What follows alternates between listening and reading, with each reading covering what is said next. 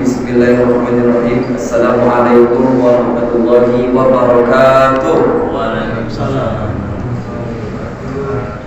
Oh, itu 2, 3 5 bertambah. Kemarin 4, 5. Alhamdulillah. Bismillah walhamdulillah. Allahumma salli ala sayyidina Muhammad wa ala ali sayyidina Muhammad. Al-Mukarram yang kami muliakan, ayahanda ibunda orang tua kami, abang kakak, dan teman-teman semua yang disayangi, dibanggakan, adik-adik sekalian. Hari ini alhamdulillah kita berjumpa lagi di Ramadan ke-12, tetap dalam kajian yang sama, kajian menuju kemenangan, insya Allah. Bapak Ibu, hari ini kita mau bahas tentang rukun sholat, insya Allah yang kita wacanakan dari kemarin. Ini nanti akan mengukur bacaan-bacaan yang akan dibaca imam ketika menjadi pemimpin di dalam sholat. Itu siapa bang? Di gini lagi? Nggak ada? Oh nggak ada. Nggak ada yang bang? Ada ini? Tirai. Rukun sholat yang disepakati ulama dalam mazhab Syafi'i, Bapak Ibu, ada 13. Salah satunya dalam kitab Fathul Mu'in. Yang pertama, niat. Yang kedua, berdiri bagi yang mampu. 3, takbiratul ihram. 4, potek harus apa ini loh? Masuk ujian nasional. 4, membaca surah Al-Fatihah. 5, ruku dengan tumakninah. 6, i'tidal dengan tumakninah. 7, sujud dengan tumakninah. 8, duduk di antara dua sujud dengan tumakninah. 9, duduk tasyahud akhir. 10, membaca tasyahud akhir. 11, membaca selawat pada tasyahud akhir. Mulai oleh ya. 12, mengucapkan salam yang pertama. 13, tertib. Artinya dilakukan secara berurutan. Kita hari ini mau bahas 2 aja, Bapak Ibu. Pertama niat, yang kedua tentang Al-Fatihah. Niat, kalau di dalam mazhab yang lain ada beberapa yang membolehkan di dalam hati saja. Jadi kalau orang sudah berniat di dalam hati mau pakai bahasa Indonesia, pakai bahasa Arab, udah terhitung masuk rukunnya, sah sholatnya kalau yang 12-nya sah. Bahkan ada mazhab yang paling keren lagi. Dari rumah kita niat untuk sholat sepanjang jalan, di sini lupa niat, habis itu takbiratul ihram, dah dihitung sah. Tapi Bapak Ibu perlu kita ketahui, kalau di dalam belajar Islam ada 4 mazhab yang sudah dimasyhurkan untuk dipilih mana yang harus diikuti. Di Indonesia lebih dominan mengikuti mazhab Syafi'i. Karena di Indonesia ini orang yang kreatif, banyak merubah-rubah hukum, banyak mengambil hukum-hukum baru. Nah, mazhab Syafi'i Bapak Ibu lebih hati-hati, lebih disiplin, nggak centang perenangan. Makanya kalau di Mekah itu kenapa Mekah Madinah nggak pakai mazhab Syafi'i? Mereka pusatnya pembelajaran. Jarang orang-orang yang ngambil hujah hukum-hukum sendiri kayak di Indonesia. Di Indonesia ini orangnya terlalu kreatif. Maka disepakatilah oleh jumhur ulama pakai mazhab Syafi'i waktu. Jadi kalau misalnya ditanya nanti sama Ripin harus tahu. Oke? Mazhab Syafi'i. Ada apa ya? Pandang juga pi. Bukan api, bukan bambu. Yang niat di dalam mazhab Syafi'i boleh dalam hati, enggak boleh. Harus dizohirkan. Di sini, begitu berdiri bagi yang mampu, niatnya itu yang di dalam hati tadi udah terbesitkan, tapi harus dizohirkan. Usolli fardhos subhi rakaatayn, dizohirkan, diucapkan, supaya mengantisipasi, mana tahu di jalan tadi kita jumpa sama orang udah beda niatnya. Disinilah kita tadi kepikiran utang, kepikiran ayam, kepikiran maling, habis dihilang sendal serutnya. Jadi dizahirkan lagi, begitu ya Bapak Ibu ya. Kalau tidak dizahirkan dalam mazhab Syafi'i, batal sholatnya. Itulah dia rukun yang pertama, niat. Kemudian takbiratul ihram, ada orang yang males Mengucapkan takbiratul ihram cuma diangkat tangannya tapi nggak dilafalkan. Padahal ada 5 rukun sholat yang harusnya diucapkan. 1. Takbiratul ihram. 2. Al-Fatihah. 3. Tahiyat, membaca tasyahud. Yang keempat itu membaca sholawat 5 salam. Kalau ada satu yang tidak terucap, batal sholatnya. Ada di antara kita Bapak Ibu yang begitu? Nah, coba kita introspeksi diri. Kalau memang dia tidak bisa, nanti kita bahas masalah mu'allaq yang tidak membaca. Ini kita bahas dulu yang masih boleh. Al-Fatihah Bapak Ibu, kayak tadi Pak Demin menjadi imam di sini. Kalau Al-Fatihahnya batal, maka sholat yang di belakang jamaahnya batal. Kalau Al-Fatihahnya tidak sah, maka jamaahnya tidak dapat pahala sholat jamaah. Tapi dari 2 ketentuan Bapak Ibu, ada imam ini 2 kategori. 1 ummi, 1 qari. Kalau ummi, dia buta tentang pengetahuan tajwid. Kalau qari, dia paham tentang pengetahuan tajwid. Kalau imamnya qari di depan, maka makmumnya di belakang aman. Kalau imamnya di depan adalah ummi, maka yang jadi makmum, bukan semua ya Bapak Ibu ya, yang merasa makmum dia bacaannya qari tapi membiarkan imam yang ummi di depan, makmumnya batal. Khusus makmum yang qari. Tapi kalau makmumnya ummi, imamnya ummi, aman sholatnya. Ini hati-hati kita belajar fikih. Cuma kalau tadi masbuk, saya tadi kan masbuk, saya bukan maksud mau mengatakan lebih paham dari Pak Demin, enggak. Tapi sedikit-sedikit kan kita paham ya Bu ya, masalah tajwid kayak Pak Imam mungkin. Cuman kalau dia masbuk, dia tetap sah. Tapi kalau dibiarkan, ini kejadian ini kita banyak kadang-kadang yang paham itu di belakang, sehingga yang tidak paham kebingungan di depan. Kalau tidak sempurna, Al-Fatihahnya tidak sempurna bagaimana? Ini dia kita masalah yang tidak sempurna. Jadi kalau di dalam mazhab Syafi'i Bapak Ibu, bukan dalam mazhab Syafi'i, di dalam peraturan perimaman rukun sholat Al-Fatihah, semua mazhab sepakat bahwasannya yang dibenarkan adalah yang sesuai dengan bacaan tajwid, makharijul huruf. Misalnya Bismillahirrahmanirrahim, ihdinas siratal mustaqim, seharusnya kan begitu. Nah, kalau dia bacanya ihdinas, gitu kan, seharusnya kan H besar. Tapi dia baca ihdinas, untuk sholatnya sendiri mungkin bisa diampuni karena dia memang masih belajar, tapi batal syarat menjadi imam. Kalau memang tidak ada lagi imam yang bisa lebih bagus dari bacaan itu, maka boleh dia menjadi imam. Begitu Bapak Ibu. Kalau di dalam peraturan mufti Mekah dan Madinah, tajwid ini dibagi 2 Bapak Ibu. Ada tajwid yang biasa-biasa saja. Kayak kita misalnya orang Indonesia kan bukan keturunan Arab. Ihdinas siratal mustaqim. Tapi mereka yang lebih paham dengan tauhid tentang tajwid, lebih fasih lagi Bapak Ibu.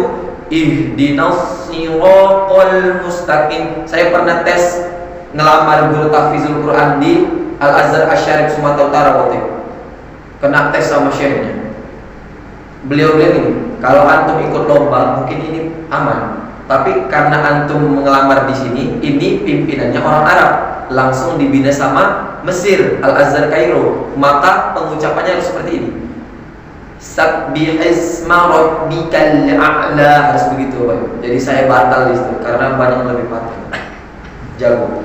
Untuk pendapat itu Bapak Ibu tentang imam di Indonesia, nggak pala begitu, nggak apa-apa, nggak pala tauhid yang benar-benar ngerti tajwid kali nggak apa-apa. Tapi minimal jangan salah, H kecil, H besar, huruf qaf, huruf kaf, huruf shad, huruf shin, panjang, pendek. Itu jangan salah. Kalau itu aja salah, nggak apa-apa, sholatnya sah. Tapi kalau sendiri, kalau jadi imam dia batal. Makanya kan sekarang kan banyak kali fenomenal gitu kan Bu. Itu Al-Fatihahnya nggak benar tuh, Al-Fatihahnya nggak benar. Tapi dia nggak mau nyontohin gitu. Saya di Baitur Rahman kemarin banyak kali yang komen gitu. Kan di sana banyak imam-imam baru yang ditaruhkan ke jadwal. Tapi banyak mungkin yang Al-Fatihahnya berselema, berserak gitu. Salahnya ini adalah BKM tidak membuat pelatihan imam sebelum ditentukan imam. Main comot aja, sehingga mengundang jamaah juga komen. Nah yang komen itu bukannya ngasih contoh, komennya di belakang. Ini juga salah. Yang lebih paten lagi Bapak Ibu, ada yang komen, selalu komen lagi masalah apa? Al-Fatihah. Itu Al-Fatihahnya kurang kayak gini, itu salah. Tapi dia sholat pun tidak mau. Betul? Betul. Masih mending lagi ibaratnya nih, minta maaf cakap. Orang yang Al-Fatihahnya biasa-biasa saja, tapi dia tetap sholat. Itu kata Buya Yahya di dalam kajian TV Al-Bahjah setiap hari itu Bapak Ibu. Kalau kita sudah berusaha, kayak orang Palembang itu kan bilang roh, Bismillahirrahmanirrahim, tetap dihitung sah sholatnya, karena logatnya memang begitu. Cuma nggak boleh jadi imam. Yang jadi imam adalah yang fasih, yang qori. Yang qori itu bukan qori yang global Bapak Ibu, yang paham tentang bacaan Quran. Kalau dia boleh jadi imam, dengan dua syarat. Satu, dia hafal. Yang kedua, tidak ada lagi makmum yang bisa lebih baik dari itu bacaannya. Begitu dia. Itu tentang Al-Fatihah. Kemudian Bapak Ibu, ada seorang mu'alaf. Ini kan lanjut ke pertanyaan selanjutnya. Masalah rukun sholat kan ada 13, 5 diantaranya yang diucapkan. Kalau yang digerakkan adalah Bapak Ibu ya, aman. Yang di dalam hati juga aman. Ini masalah yang diucapkan. Mengucapkan takbiratul ihram, oke. Al-Fatihah. Ada orang mu'alaf baru masuk Islam, wajib dibebankan hukum sama dia sholat. Tapi dia belum hafal Al-Fatihah. Gimana caranya? Boleh pegang lembaran, tulisan fotokopian atau tulisan khusus Al-Fatihah. Nanti waktu Allahu Akbar diambil dari kantong, nah dipegang. Dengan syarat tidak boleh lebih dari 3 gerakan yang besar. Gitu. Jadi diambil pelan. Lebih dari 3 gerakan berurut-urut, mazhab Syafi'i batal. Kemudian Bapak Ibu, kan dia baru mu'alaf, pengucapannya kan tak fasih. Gimana hukum rukun dalam sholatnya? Tetap sah selama dia masih belajar. Tapi kalau dia setak di situ aja, aku hafal kok, batal sholatnya. Karena dia tidak mau belajar lebih baik dari itu. Maka nanti kita cocok ini buat tahsin Quran. Ada Pak Imam, ada Pak Dimin, ada Pak Kidi, ada Mbak Pini, ada semuanya yang bisa paham tentang Quran. Ayo kita buat tahsin Quran.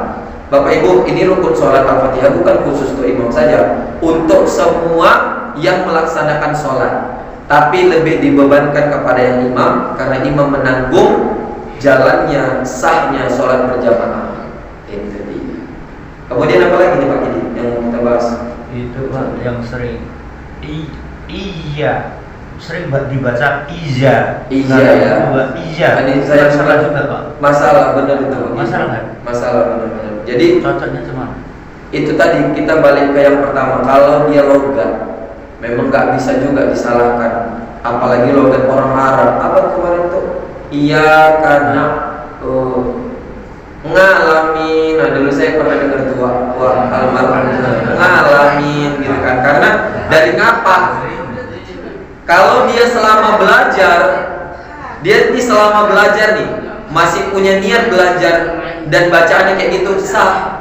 Tapi kalau dia yakin bisa lebih bagus dari itu, dia nggak mau belajar, ini yang tidak sah itu tadi. Maka tergantung hati masing-masing. Cuma nggak boleh jadi imam, itu aja.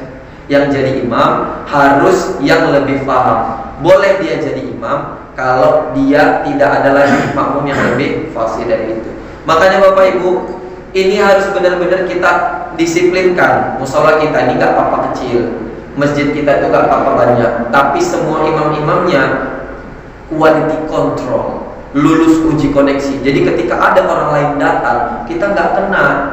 Ini kalau ada orang lain datang, siapa yang kena pertama? BKN. Kenapa BKN membolehkan? Kedua, ulama. Kenapa ulama nggak mengajari? Ketiga, imamnya.